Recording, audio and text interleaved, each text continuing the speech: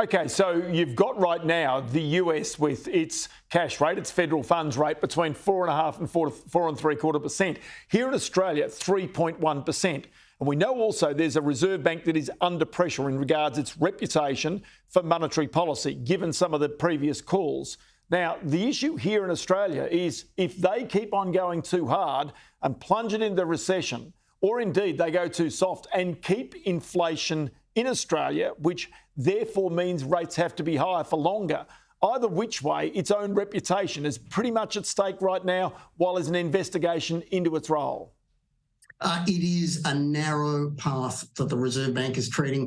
We had that recent information on how retail sales are going, and sure, it's not entirely clear how trustworthy that December data is, but put it together with November, and it's clear enough that the Australian economy is finally starting to slow more substantially.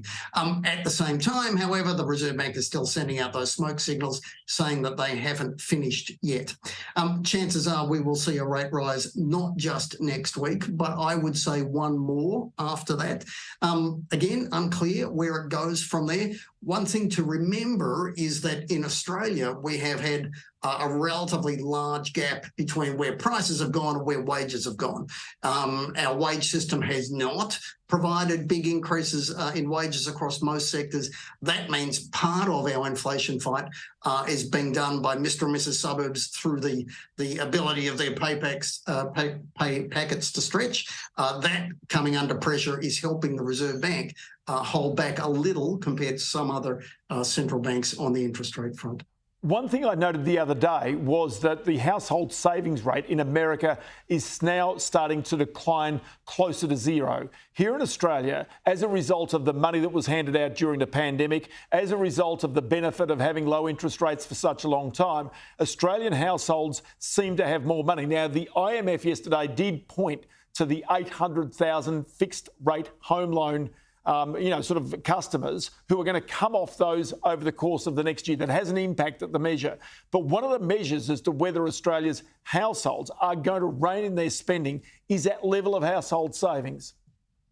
Yeah, and that gives us a buffer. That is one of the reasons why Australia has held up better. More broadly, you look across a range of things. So far, compared to many other developed nations around the world, we haven't had quite as much inflation. We haven't had the same extent of increase in interest rates, and we haven't had the same extent of slowdown in our economy.